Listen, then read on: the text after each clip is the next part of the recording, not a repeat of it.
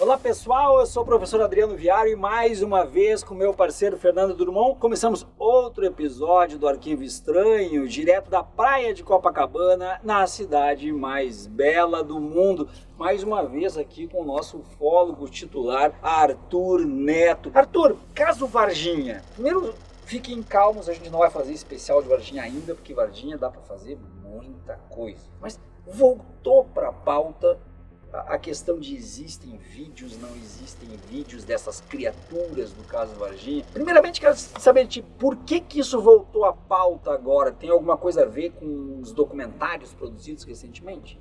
Tem a ver com esse documentário Moment of Contact, né, que explodiu nos Estados Unidos, né, ficou em primeiro lugar durante muito. É uma produção dos Estados Unidos? É a produção do James Fox, né, e do Marco Aurélio Leal, né, em conjunto, e gravado no Brasil, produzido nos Estados Unidos, e ficou em primeiro lugar durante meses nas principais plataformas de streaming e tal. Hoje, se eu não me engano, está em terceiro lugar. No Brasil não chegou. No Brasil não chegou. Está na Amazon Prime lá fora. Aqui está sendo negociado ainda. Mas a gente vem mostrando em alguns eventos pontuais para mostrar o documentário. Legendado já. Legendado. E isso também despertou a questão dos possíveis vídeos verdadeiros que foram feitos durante aquelas operações. Então imagina-se que deve ter aí pelo menos uma meia dúzia de vídeos feitos pelos militares, feitos pelo serviço de inteligência, feitos até provavelmente pelos próprios americanos, que estavam durante várias fases da operação na época. E existe uma lenda, não sei se é verdade, provavelmente sim, de que a equipe médica também teria feito um vídeo, ou mais de um. E esse vídeo vem sendo guardado, parece que existe uma espécie de pacto entre os médicos, e esse vídeo vem sendo guardado há 27 anos. Né? A gente fala de vídeo e uma curiosidade que eu tenho é 1996 não é 2023. Sim. Né? Hoje, qualquer pessoa com um celular filma qualquer coisa. Sim. Na época, para tu ter um vídeo, teria que ter uma câmera, teria que ter um aparato, mas eu acredito que um hospital tem um aparato desses aí para fazer algumas filmagens. O que nós temos de concreto? Alguém que participou dessa equipe médica deu com a língua nos dentes? De onde é que saiu o boato ou a lenda de que existiria um vídeo? Quem é que traz isso à tona? Primeiramente, surgiram pessoas alegando que tem posse de determinados vídeos, que teriam origem nos arquivos militares. Mas não mostram, né? Mas não mostram. E depois disso, houve uma investigação mais séria por parte do Marco Aurélio Leal. Com os médicos também existiria a possibilidade desses médicos terem esses vídeos em mãos. Levando em conta, você mencionou bem, naquela época era VHS, o mais discreto que você tinha eram aquelas JVC, não sei se você pegou aquelas câmerazinhas de mão, usava aquela fitinha quadradinha, então era o mais discreto que se imaginou. Aí, a partir daí, você pode especular o seguinte, provavelmente em algum momento que as autoridades ou os militares não estariam por perto, os médicos podem ter sentido um impulso natural de registrar aquilo ali, afinal de contas, aquilo ali mudaria a história da humanidade, se você pensar nas repercussões, mudaria a história da humanidade. Então, provavelmente, alguém deve ter filmado clandestinamente a revelia dos militares. Então, é da onde se imagina. Agora, essa história ela tomou força a partir do Vittorio Pacatini, que é um dos investigadores do caso, que afirma ter visto o filme, que afirma ter sido convidado por militares amigos, e os militares, agora, nesse retorno dele aos fatos, vamos dizer assim, aos holofotes da ufologia, o Pacatini, é bom lembrar, ficou por mais de 20 anos completamente fora dos holofotes da ufologia, e agora nesse retorno mais recente, ele diz que teria sido convidado por alguns militares amigos que mostraram a ele um filme de alguns minutos sobre a criatura. O que teria no vídeo que ele viu? Teria a criatura, parece que num ambiente sendo examinado. É uma autópsia. Não seria uma autópsia, seria só exames. A criatura estaria ali ou morta ou sedada, não se sabe exatamente. E era um ambiente médico e ele teria visto aquilo. Mas ele não diz o ambiente que é. Não diz o ambiente. Me parece que ele também não tem muitos detalhes. Ele viu o vídeo por alguns minutos, poucos minutos, e só. Entende-se que um vídeo feito de forma clandestina ou às escondidas não deve ter grande qualidade. Não, mas nesse caso, o que o Pacatini afirma ter visto era um dos militares. Então, provavelmente, é um vídeo oficial. Sim, mas é um vídeo oficial, mas eles não colocaram iluminação adequada, não tem produção.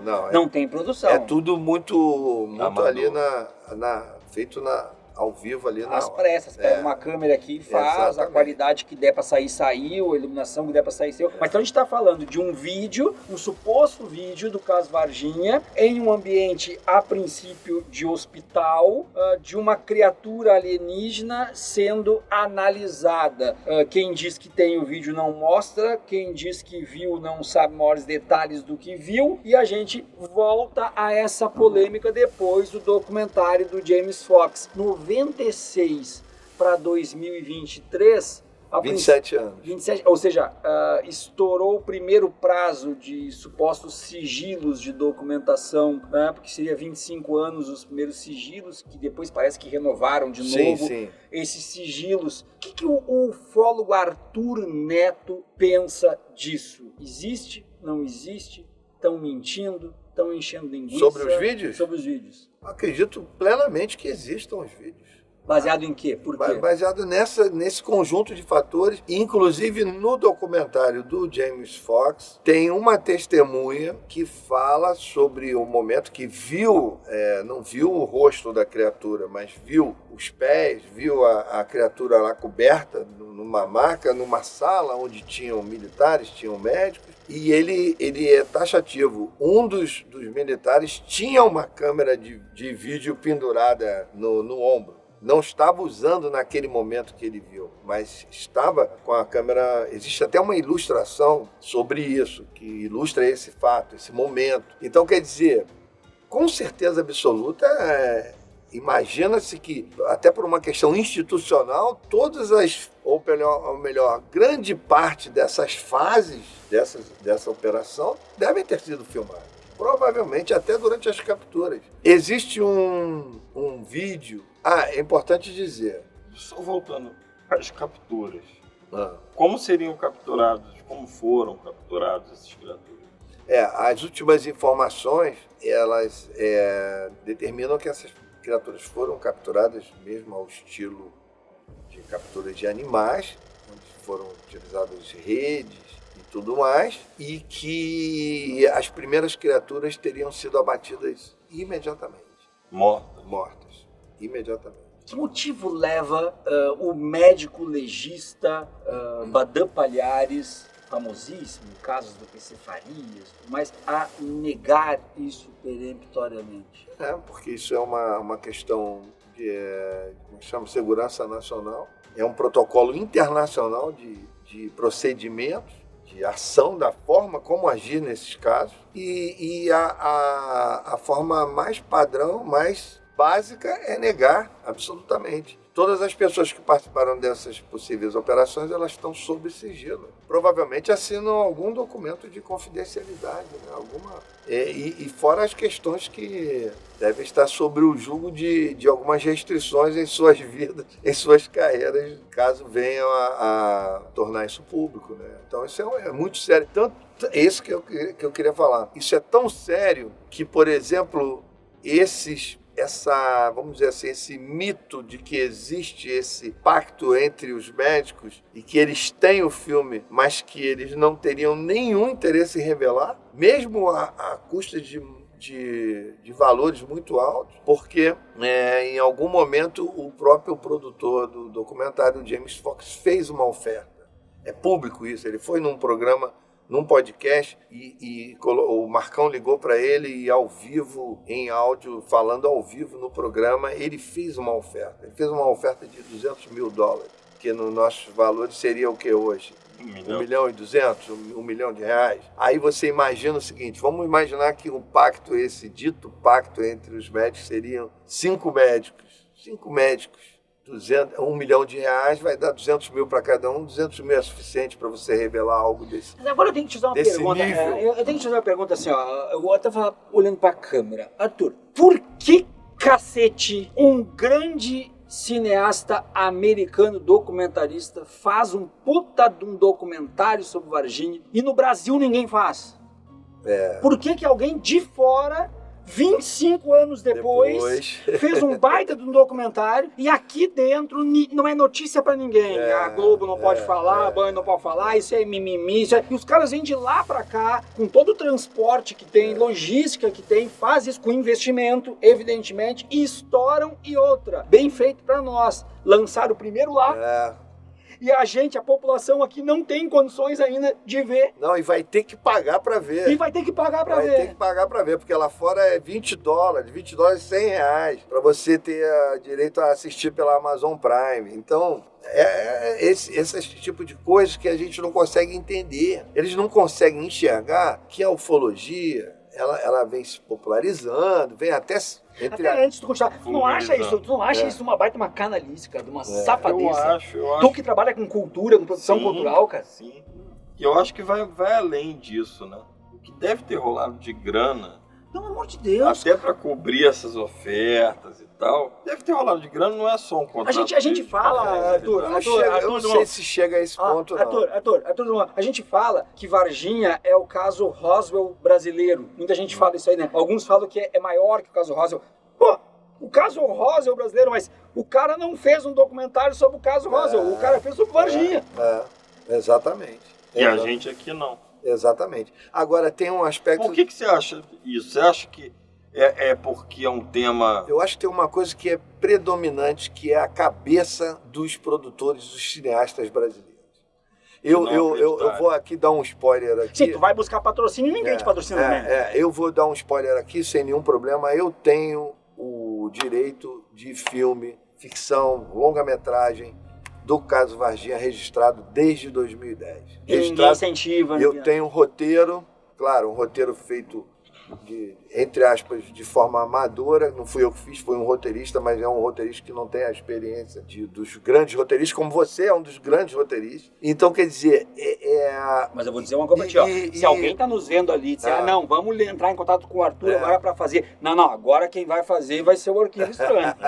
Exatamente. Agora quem vai lançar é o Arquivo Estranho. Não, e o nosso roteirista, agora, né? E o nosso roteirista é o Fernando Drummond. Não adianta vir agora fazer contato com o Arthur, porque agora é o Arquivo Estranho que vai lançar. E aí, o que acontece? Eu não sou cineasta, não trafego no mundo do cinema. Eu andei perambulando aí, fazendo várias tentativas. Até o Fernando Meirelles eu procurei, entendeu?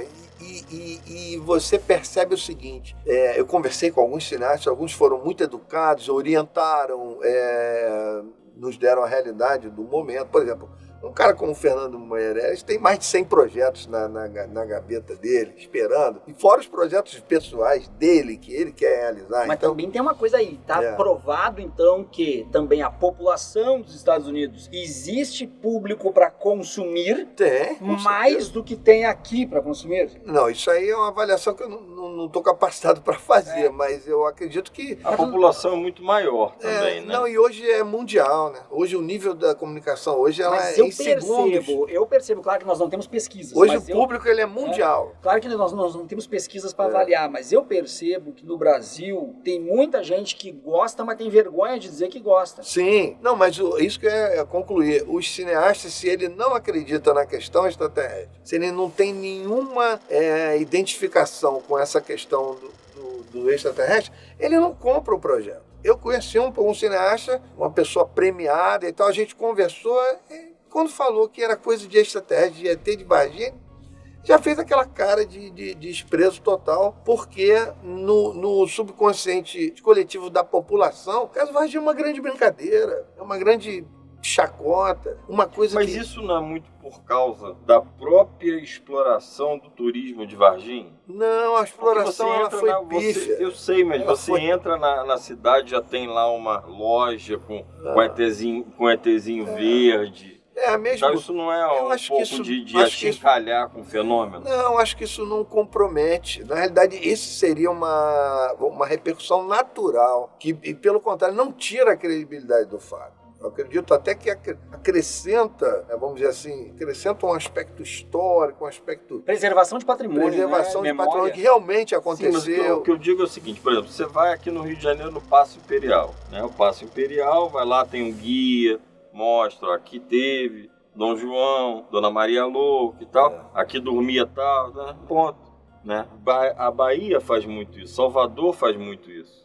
Tem um guia de turismo a cada esquina em Salvador. Varginha não chegou a esse ponto. Então, Varginha não faz isso e ao mesmo tempo você pega Varginha, você vai a lojas, aí tem lá um ETzinho pequenininho verde, aí tem um chaveirinho de ET. A caixa d'água da cidade de Camargo. A caixa d'água amarela. Quer ver um exemplo?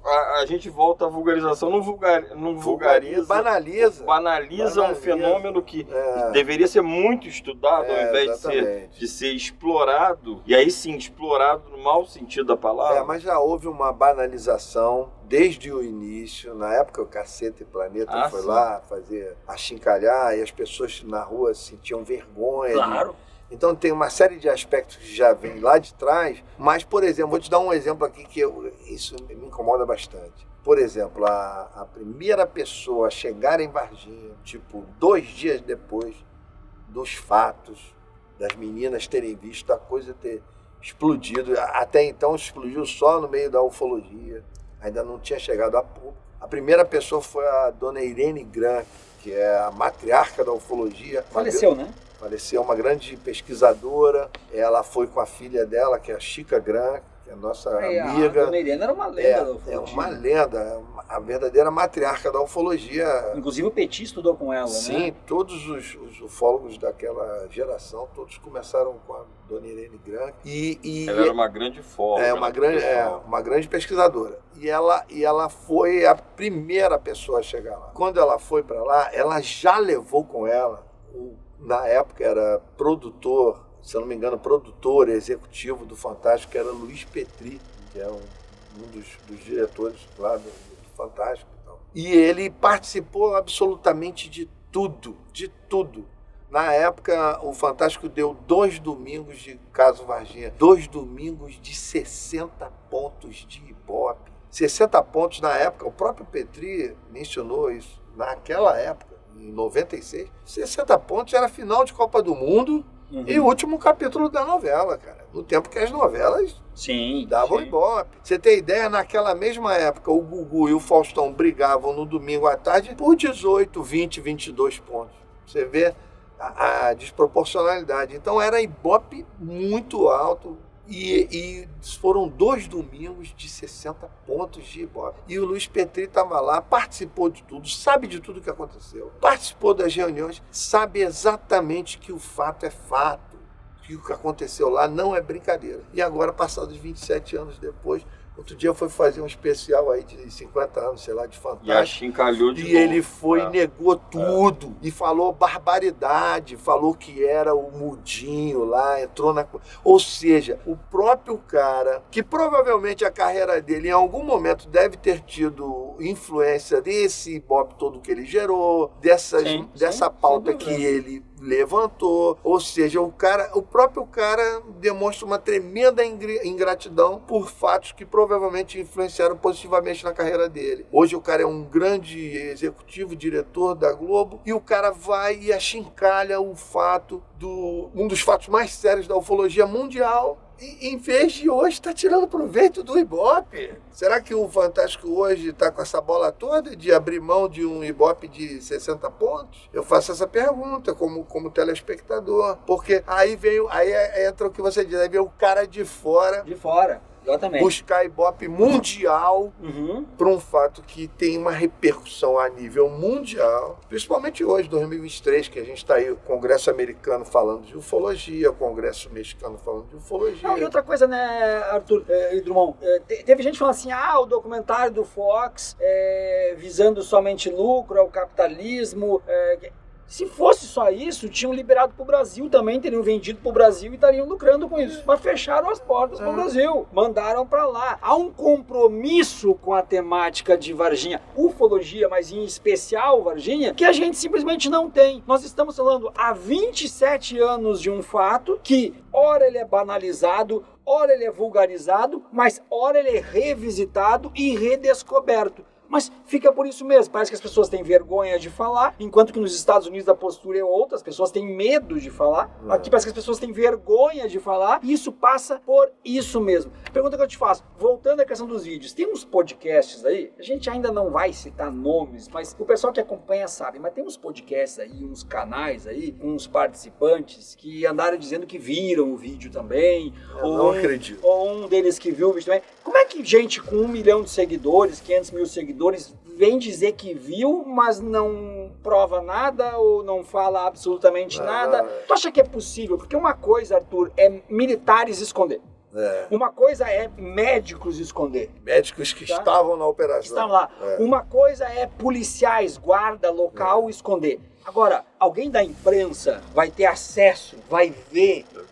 E vai ficar calado? E vai ficar calado? Não, e youtuberzinho de ufologia sensacionalista vai ver o quê, cara? Na minha opinião, isso tudo é blefe, é para enganar o público, para ter visualizações, sensacionalismo barato, na minha opinião, e me prove o contrário. Por que eu digo isso? Porque hoje existem estelionatários tentando vender o vídeo. Até falsificar um vídeo, né? Essa semana agora foi feito um programa muito a contento, muito pertinente pelo Marco Aurélio Leal, que é um dos produtores do filme, um dos maiores pesquisadores do caso Varginha, o João Marcelo, que também é um dos pesquisadores da atualidade importantes do caso Varginha, e o Rony Vernet, e um youtuber amigo nosso, o Roberto Munhoz, do canal 93, onde eles fizeram uma live para alertar para justamente esse perigo de estelionatários que estão tentando vender um suposto filme de Varginha por aí. E algumas pessoas já compraram e já foram enganadas, já tomaram volta. Então, provavelmente um desses aí que diz que viu, deve ter visto essa coisa, vamos dizer assim, essa armação. Então, e eu participei disso, eu estou falando com propriedade. Por quê? Porque o Rony Vernet foi contactado por uma pessoa que teria pago 10, o tal fulano estava pedindo 85 mil pelo filme, olha isso. Enquanto o James Fox oferece 200 mil dólares, o cara quer 85 mil. O cara quer 85 mil. E aí o dito comprador chegou e falou, olha, você tem que me mostrar que o filme é verdade, você tem que me mandar um trecho. Aí, não, então me paga aí 10%. Aí o cara pagou R$8.500. E o cara mandou uma suposta fita, uma fitinha daquela VHS, até a fitinha meio velha, meio bem caracterizada. E aí, como o Rony Vernet sabe que eu sou uma das poucas pessoas nesse país que ainda tem videocassete e que funciona, eu tenho 2 videocassetes, os 2 funcionam, e eu tenho adaptador, eu tenho tudo. Ele me acionou, era um domingo à tarde, ele correu pro Barra Shop, comprou o adaptador que transfere de VHS para MP4, e a gente se encontrou e eu com um vídeo embaixo do braço, os adaptadores e tudo, e fomos para casa dessa pessoa, que seria o comprador. E chegamos lá, a trabalheira e testa e não sei o quê. E na hora que estava tudo pronto para rodar o vídeo, nós fizemos até uma foto. Eu falei, não, tem que fazer uma foto, porque isso é histórico. Aí botamos o dedo no play, tiramos uma foto para mostrar que nós, pela primeira vez, nós íamos ver o filme do ET de Varginha. E metemos o play, a fita estava na metade. E a gente teve receio de rebobinar, porque poderia arrebentar. Uma fita muito antiga. Então a gente passou primeiro da metade para frente, ou para o fim, e aí não tinha absolutamente nada. E aí depois, então vamos rebobinar. Rebobinamos a fita toda e depois assistimos a fita toda. E não tinha absolutamente, ou seja, nada. O cara embolsou os 8.500. E aí a pessoa reclamou, ligou para ele, falou que ia devolver o dinheiro, contou a história, falou que ia mandar um trecho das imagens e tal, que ele mandou a fita errada, se desculpou. Resumindo, não devolveu o dinheiro, não deu mais satisfação. 85 mil? Não, 8.500. Agora, o que sabe é que pelo menos 4 pessoas caíram nesse mesmo golpe. O cara tá mordendo 8 mil aqui, 8 mil ali e tal. O cara já foi pego, a polícia foi acionada, parece que o cara foi pego, o cara tem ficha corrida de estelionato. E aí, provavelmente, um desses que tomou volta é esses caras que ficam dizendo que viram o filme, entendeu? Querendo tirar o prejuízo. Mas deixa eu te fazer uma pergunta, Arthur. Até para explicar para o nosso espectador e para a nossa espectadora. Você disse que alguns ETs, né, teriam sido abatidos. Sim. e outro, né, um suposto, foi levado para algum lugar, que pode ser um local médico ou então até um local onde se faça autópsia. Tem algum fundo ou algum amparo de credibilidade de que esses que foram abatidos, quantos seriam primeiro? Eu sei que a gente vai entrar no caso, tá, mas só para as pessoas entenderem. E esse que foi levado para fazer o vídeo, esse seria o quê? Um prisioneiro? O que teria acontecido com ele? O que você ouviu por aí? Você juntando tudo que veio à tona, algumas coisas têm credibilidade, mas não se pode provar, outras coisas têm pouca credibilidade. Então, no frigir dos ovos, imagina-se que pelo menos meia dúzia ou mais foram capturados. Desses, alguns foram mortos durante as operações, no caso esses que foram abatidos. Outros morreram pelas próprias condições das operações e outros teriam permanecido vivos. E que todos teriam sido levados, tanto mortos como vivos, teriam sido levados pelos americanos. Até rolou um boato aí meio absurdo de que teria deixado um para os brasileiros. Vai fazer o quê? Imagina, onde vai, mas num instante vai vazar isso, cara. Entendeu? O Brasil, a Rádio Corredor é muito forte. Você imagina esse tipo de coisa. Então, não dá nem para levar em consideração. Mas o que se pode especular, baseado em fatos e informações, é que isso pode ter acontecido. Agora, essas informações, elas sobre terem abatido alguns seres, elas são relativamente recentes. Elas vieram de parte de moradores de Varginha e de informações de coxia. Já isso não é nada superoficial, nem houve nenhum sensacionalismo. Simplesmente foi dito o seguinte: no bairro Jardim Andere, no bosque do bairro Jardim Andere, existia uma empresa próxima onde um vigia estava saindo do seu turno às 7 da manhã e ele visualizou 5 seres. 5 seres. De uma vez só. Naquele dia da possível captura, né, que foi... Porque o que era dito da captura? O que era dito é que as crianças apontaram onde estavam os seres, jogaram até pedra para mostrar para os militares onde os seres estavam. Na hora tinha bombeiros, polícia, P2 e o exército. Eles adentraram a mata, foram ouvidos disparos e os militares saíram com pelo menos 2 seres, um num saco fechado, que não dá para se ver nada, que mencionou-se que havia movimento no saco, e o outro envolvido numa rede e teriam sido levados. Isso era o que se sabia durante 27 anos. Aí o que se sabe hoje é que esses 5 seres foram vistos por essa pessoa ia avisar a polícia, mas aí deu de encontro com os militares, ou seja, os militares já estavam na cena e os militares se encarregaram de fazer as diligências e as capturas, e o que foi dito é que o primeiro ser que foi capturado, ele foi abatido sumariamente, ali mesmo, a tiro, e depois outros 2 imediatamente capturados também foram abatidos. Inclusive, o que é dito é que foi dentro do caminhão, entendeu? Foram abatidos. Isso surpreendeu primeiro pela estupidez de um procedimento desse. Com que propósito? Uma das pessoas que trouxe essa informação, não sei se ela tem fundamentação para afirmar, diz que isso é um protocolo. E a gente já começa a imaginar, será que é um protocolo? Matar é um protocolo? Seria abater imediatamente. Bom, eu quero saber por que tu tá olhando esse vídeo e não te inscreveu ainda, tá? Tu tá intimado a se inscrever. Para tudo, vai ali, se inscreve no canal, volta, continua assistindo e aproveita, já comenta, diz o que tá achando de tudo. Acredita, não acredita?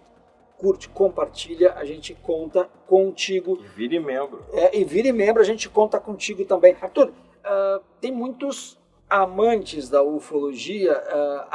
O público ufológico, ele se renova, né? Ele não corre o risco de vai morrer essa velharada e ninguém mais vai gostar. Entendi. Ele se renova. E se renovando, então nós temos jovens que gostam de ufologia. Para esses jovens, eu acho sempre interessante dizer que quando a gente fala de vídeo de Varginha, a gente está falando de vídeos de uma tecnologia que vocês não conhecem e que vocês nem sabem o que é isso. Não é como tu está acostumado a pegar o teu celular e fazer um videozinho e colocar no TikTok. Não é disso, porque senão o pessoal pode achar assim, mas qual é a dificuldade de pegar um vídeo e mostrar? Não, equipamento pesado, pesado, fita arcaica, videocassete, uma série, outra, se não conservar bem essa fita... eram desse tamanho. Se não conservar bem essa fita, ela pega mofo. Eu tenho uma câmera dessa. Rasga. Então, é tudo muito diferente a respeito disso. O que eu queria ver contigo agora, Arthur, é o seguinte. A gente está falando de segredo mantido. A gente está falando de segredo militar, falando de coisa. Eu confesso que eu não poderia ter um cargo desses. Porque se eu tivesse um cargo desses, eu já mostrava para todo mundo, né? Na hora. Mas, para, é um interesse mundial.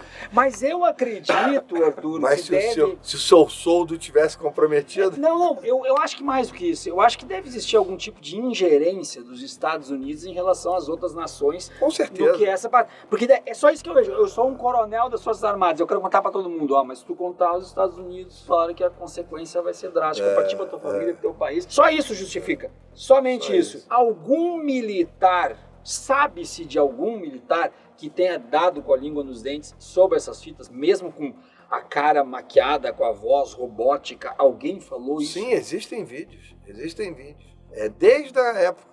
Desde 96. Esses vídeos foram feitos pelo Marco Petit e pelo Vitório Pacatini. Eles conversaram com esses militares? Conversaram com os militares gravando, filmado. Nossa. E reza a lenda que eu já vi esses vídeos. Eu vi 2 desses vídeos. Dos militares falando da operação, falando detalhes. Eu vi 2 desses vídeos. A maior parte que alguns outros ufólogos, vários ufólogos já viram. Tem uns que dizem que viram e não viram, mas a maioria já viu. E desses, reza a lenda que são 8 vídeos. 8 entrevistas? 8 entrevistas. Com quantos militares? 8 militares. 8 militares? De alta patente? Não. Não, são soldados. Eu vi um que era um oficial e o outro era um soldado. Tava no caminhão. Era o piloto do caminhão, um dos pilotos do caminhão. E aí, o que me chamou a atenção na época é a emoção que essas pessoas refletem nos seus depoimentos. Tanto o soldado que tem 18 anos, que está ali cumprindo o serviço obrigatório e não sabe absolutamente, porque a grande maioria, isso é uma estratégia, a grande maioria dos soldados, ele sabe que ele está carregando alguma coisa, mas ele não sabe detalhes sobre isso. Claro, até quero saber uma coisa aqui, vocês vão ouvir a voz agora do Bro, que está atrás da câmera. Ô, Bro, se tu tá dirigindo um caminhão do exército, cara, e te dizem que tem um alienígena ali atrás, o que tu faz? A primeira coisa é tirar foto. Não, tá falando de 1996, cara. Nem tinha câmera na mão assim. Não tinha nada. Tá você e o ET. Sei lá, bicho. Eu roubar ele. Eu roubar o ET? Olha aqui, ó, o Bro ia botar o ET na coleira, gente. Na coleira. Tá? Pra passear no parque. Eu acho, inclusive, o Bro é o próprio ET de Varginha. Deve ser. Não, mas existe esse racional no sentido seguinte, que no filme do ET, os meninos levam o ET pra casa. Sim. Em Varginha, os meninos já tiraram pedra no ET. O Brasil é foda. Entendeu? Então existe essa questão. O brasileiro atira pedra. Existe esse racional também, ele não tá errado não. Mas por exemplo, na época... Só pra não perder porque eu sou carioca, cara. Eu só penso logo em roubar, né? Roubar. Que isso, cara. Olha o nosso público carioca, eu sou carioca. Tá, Arthur é carioca. A gente, mais uma vez dizendo, a gente vai ter um especial Varginha, se tudo der certo, se você se interessar. Isso aqui já se transformou num especial, né? Não, mais o Isso aqui é especial vídeos. Mas por que diabos Varginha? Pois é, né, cara? Isso é a maior pergunta. É que na verdade foi um acidente, né? Foi um acidente, caiu a nave, né? Ela caiu. E essa nave não tem vídeo, não tem nada dessa nave? Não, essa nave foi muito bem resguardada. Porque fragmentos foram coletados, sobre isso não tem absolutamente nada. Nada. Tá, mas sabe-se, por exemplo... O que se pode especular, por exemplo, é que na época se falou do comboio de caminhões que teria levado os ETs para Campinas. Isso é um absurdo, isso aí não aconteceu. Hoje sabe-se que os ETs foram retirados em helicópteros, com uma espécie de aparatos de armazenamento biológico. É que Campinas seria por causa da Unicamp. Exatamente. Mas os caminhões, o comboio existiu realmente. Os caminhões foram para Campinas, só que foram para o ITA. Instituto de Tecnologia Aeronáutica. Então, provavelmente, hoje eu... Até para fazer uma engenharia reversa. De São José, Eu hoje, de sã consciência, de tudo que eu sei, eu imagino que os caminhões estavam levando a nave. Mas existe uma narrativa. Mas ninguém falou, Não, aí que tá. Nunca se falou. Tá, mas existe uma narrativa de algumas pessoas que falaram que aonde caiu a nave tinha muita gente reunida, repórteres e coisa e tal. Não é aquele maluco lá que ninguém acredita nele? Não, o Carlos de Souza, só estavam os militares, né? Ele chegou lá, só estavam os militares. Tá, mas ele disse que os militares estavam no local. Estavam lá. E provavelmente estavam mesmo, eu estive no local. Quando a nave caiu. Eu fiz parte da equipe que foi 10 meses depois. Tá, e o casal que viu a nave cair, que eram caseiros de uma fazenda? A dona Oralina e o seu, esqueci o nome dele, acho que é Juarez, não lembro o nome. Estão vivos ainda? Estão vivos ainda. Participaram do documentário do James Fox. Imagina, tu mora, tu é caseiro numa fazenda, tá na janela. Mas não, detalhe importante, não é eles são de uma fazenda, mas não é a mesma fazenda que caiu. Não, eles viram passar a nave. Eles viram passar, eles estavam numa outra fazenda. Tá na janela, tu mantém o café, vida rural, vida do campo, né? Aquela tranquilidade bucólica. Isso, tá vendo tomando café, quando tu abre tua janela, tu vê passar um tic-tac gigante. Não, não era tic-tac? Era. Mas o que chamou a atenção foi o gado. O gado começou a se manifestar lá e ela achou estranho e foi olhar o que era. E quando ela foi olhar o que era, o objeto estava passando. Aí chamou o marido e eles ficaram olhando. Só tem essas duas testemunhas do objeto? Do objeto. Não, tem o Carlos de Souza, que também provavelmente viu no mesmo momento. E tem uma terceira testemunha que surgiu nos últimos anos. Porque é vida no campo, né, cara? Que era um caminhoneiro. Um caminhoneiro que também viu. Mas provavelmente tem muitas outras pessoas que também que nunca falaram. Mas isso não torna a história um pouco mais inverossímil para quem não acredita? Eu acho que não, sabe por quê? Porque eu acho que seria muito mais inverossímil tu dizer que uma nave caiu no meio do mato e tem 1 milhão de pessoas que viram. Não, mas que mato é esse, cara? Que mato é esse que um monte de gente viu? Não, mas não é esse ponto que eu quero trazer. Eu quero trazer o pós. Podia ter uma pessoa ou ninguém. Tá, mas na hora que cai, tu chama as autoridades chamam as Forças Armadas que não sabem do que se trata, e pode ser invasão do espaço aéreo, as autoridades vão lá e fazem o mesmo que os homens de preto, cala a boca de todo mundo, não com um negocinho pra apagar, mas ninguém viu coisa nenhuma. O cético, eu penso da seguinte forma.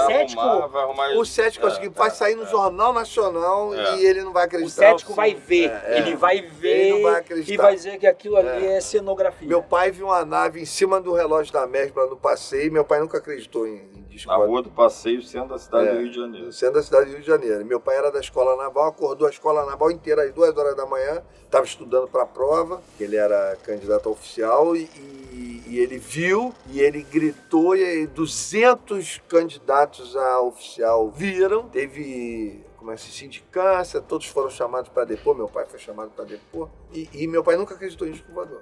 E ele viu. Entendeu? Não, mas o que eu digo é o seguinte, você tem uma teoria do caminhão, de que esse comboio de caminhões provavelmente levou os restos da nave. Quando a gente imagina uma nave de disco voador, ainda mais com pelo menos 6 tripulantes, é uma coisa muito grande, né? Mas acredito que eram mais tripulantes. Então, pior ainda, fica maior ainda a nave. Porque então, se tem uma teoria mais consolidada do que foi feito com essa nave... Foi tudo embora. Foi tudo, os Estados Unidos levou tudo. Não, levou tudo embora, mas aí teria sido por esse comboio, na tua visão. Na minha visão, teria ido para o ITA, provavelmente eles devem ter armazenado, feito alguma coisa lá. Quando os americanos chegaram, levaram tudo. É que a prova ou o indício de um segredo está justamente no mínimo possível de indícios. Isso é a prova de que alguém tentou de fato esconder. Se tu tivesse pedaços dessa nave por tudo, é porque ninguém estava ligando para isso, né? Inclusive eu queria acrescentar duas questões. Primeiro, você falou em documentos, você falou em tempo de quarentena, né? De vencimento desses documentos. Sigilo, né? A classificação de sigilo desses documentos. E eu vou dar um palpite, é um palpite baseado em tudo que a gente sabe. Provavelmente não existem documentos sobre Varginha. Isso faz parte da estratégia. Porque, por exemplo, se você lançar a mão da lei de transparência e você solicitar ao governo, ao exército... Que foi solicitado, inclusive. Já foi solicitado... Que torne pública essa documentação, para eles é muito tranquilo dizer, não podemos tornar público o que não existe. Porque até tem documento que veio à tona, mas é o documento dizendo que não tem documento. Então isso faz parte, acredito eu, quase certeza absoluta, os únicos documentos que existem são os documentos do inquérito policial militar que foi aberto para... o Exército usou isso como justificativa de que ele estaria investigando o que aconteceu. Tá, mas e os documentos? Só, absolutamente só. Tá, mas e os documentos referentes ao óbito? Porque só morreu uma pessoa, né? Só o P2. Não, referente ao óbito existe. Mesmo assim foram liberados. Isso é coisa que pouca gente sabe. Não, mas é que eu quero chegar nesse ponto. A família assim, só teve acesso à certidão de óbito quase um ano depois. É que é isso que eu quero chegar no ponto. Nós tivemos um óbito, foi o Eli Xerez. Eli Xerez, Marcos Eli Xerez. Foi? Conta pra tá. Não, o Arthur vai contar, mas eu quero dizer o seguinte, essa é a diferença da falta de documento ou a quantidade de documento. Quando a gente pega uma Operação Prato, a Operação Prato tem uma infinidade de documentos, porque nós temos internações médicas às pencas.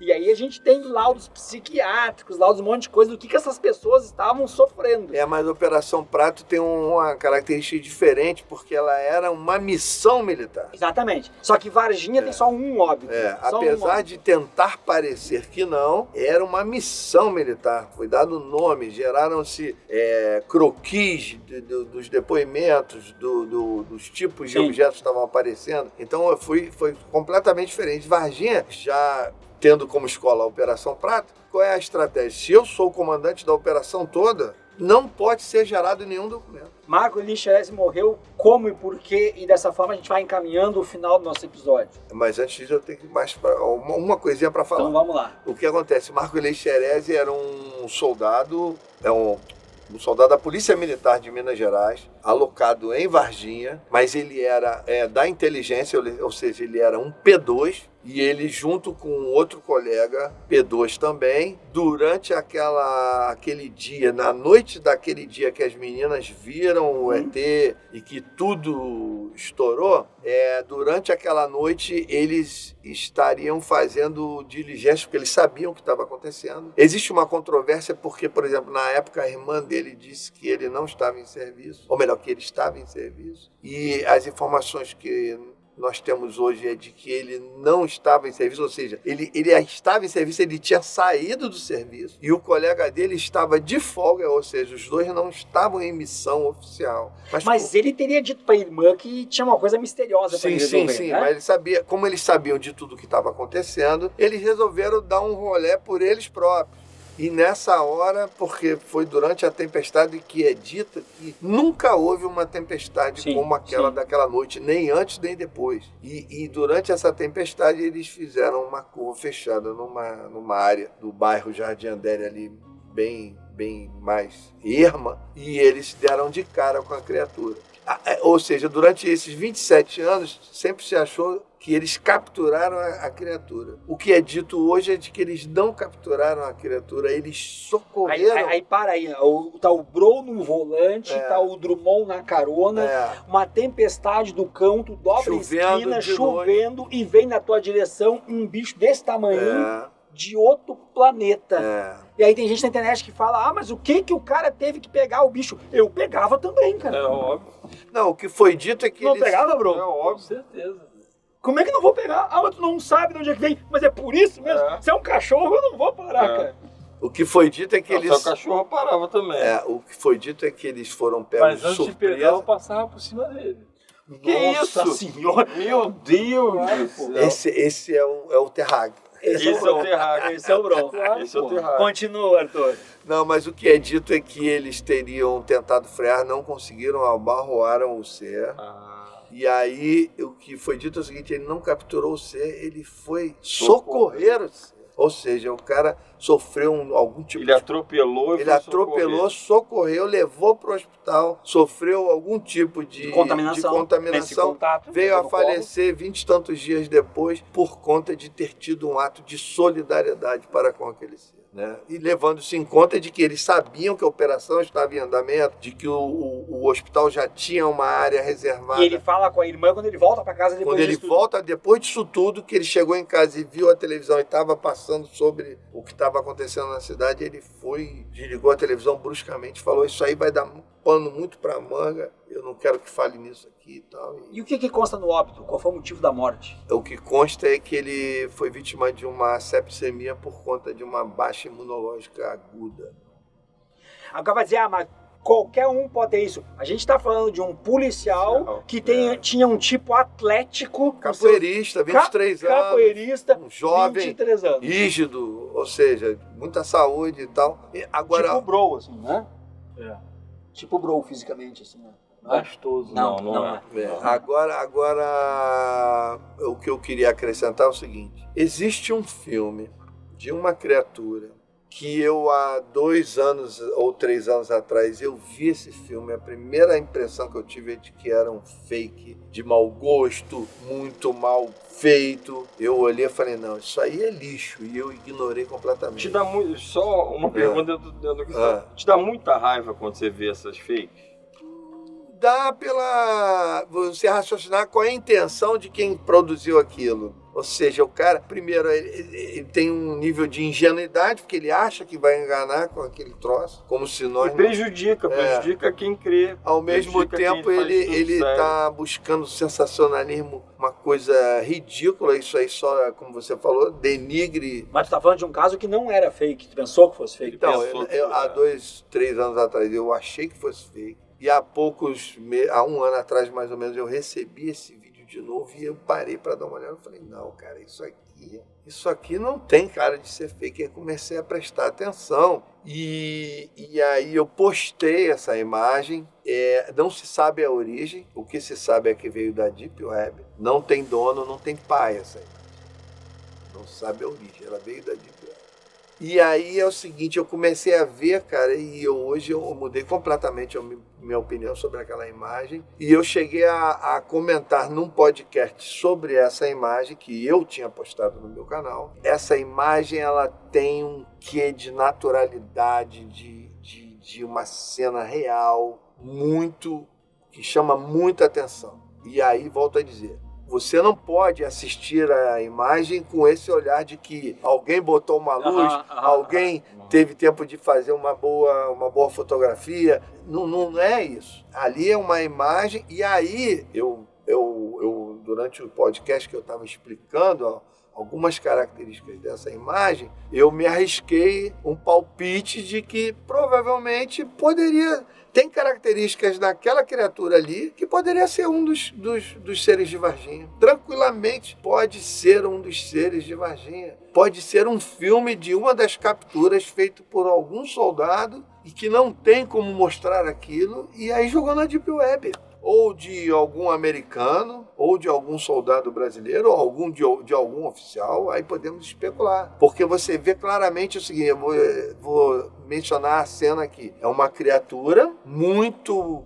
que se você pensar no que foi descrito, o que foi ilustrado e o que pode ser a realidade realmente do aspecto estético dos seres de Varginha, aquela criatura ali pode ser sim um dos seres de Varginha, submetido a um estresse de vários dias na mata. Então, qual é a cena? É uma mata, o ser completamente subjugado, chovendo, o ser está molhado. Que vai em encontro da maior tempestade. E os caras jogam uma lanterna. Você sente claramente ali, não é viagem na maionese. Você dá para especular claramente que alguém jogou uma lanterna e alguém fez uma imagem muito rápida. E aí não dá para pensar nos celulares daquela época. Porque em 96, salvo engano, já tinha celulares. Mas eram aqueles tijolões que abriam, lembra disso? Que eram os primeiros celulares. E as câmeras de vídeo eram horrorosas. Eu nem lembro se tinha câmera de vídeo. Eu acho que o tijolão não tinha câmera de vídeo. Então, tinha, bro? Não. Em 96 só tinha aquelas máquinas de filme, poucas digitais. Então, o que me pareceu? Me pareceu que era uma cena de captura no meio do mato, a criatura já totalmente subjugada, chovendo, tem uma característica de sofrimento, ele põe a mão assim na frente, dá para ver os dedos, aí fica uma discussão se tem polegar, se não tem polegar, aí dá para ver veias, me parece que ele está com um ferimento aqui no costado do abdômen, Então é uma cena que é para você ver muitas vezes e pescar detalhes. E o principal que me pareceu é o seguinte: alguém jogou a lanterna, alguém pegou, filmou rapidinho e provavelmente já deve ter aparecido um superior e falou: porra, vamos acabar com essa merda, traz logo, leva logo. Me parece que foi uma cena fortuita, muito rápida durante a captura, porque essa cena ela tem uma verdade, ela tem uma naturalidade que, se você fosse produzir isso cinematograficamente, daria um trabalho danado. E vocês aí, elogia, critica, xinga se quiser, mas te inscreve, tá? Te inscreve, curte, compartilha e comenta o que achou de tudo isso. Vídeo de Varginha existe, não existe? Varginha dá para levar a sério? Se tu não leva a sério, tá na hora de levar. A gente vai trazer muito mais questões aqui. Isso foi há um ano atrás que eu falei isso. Aí alguns caíram de pau e outros concordaram comigo. Aí agora, um ano depois, aparece um americano, postou a mesma imagem dizendo que é de Varginha. Ou seja, tá chutando, ou sabe de alguma coisa, ou tá chutando. Eu acredito que tá chutando. É americano, mas americano também é sensacionalista, americano também mente, americano também quer bombar seus canais às custas de mentira. Então é o seguinte, o cara agora aparece e tá tendo repercussão, e o cara dizendo que é de Varginha. Ou seja, tá nos copiando, tá nos plagiando, tá aproveitando um bom palpite, porque o que eu dei foi um palpite, mas foi um bom palpite, um palpite bem fundamentado. Então aí entra aquela história. Se a gente não tira proveito e não valoriza o que a gente tem, vem outro de fora e valoriza. Mentiras à parte, chutes à parte, é Varginha sendo notícia lá fora. Drummond. E é isso, gente. Se você quiser que esse canal cresça, que eu acredito em você, até pra gente trazer se Varginha existiu, não existiu o caso Varginha, a Operação Prato que a gente vai falar, nós vamos lá para averiguar, nós vamos junto com o Arthur, nós vamos à Serra da Beleza. A gente precisa de você. Então seja membro ou nos ajude através do www.apoia.se/arquivo estranho. Até o próximo episódio, gente!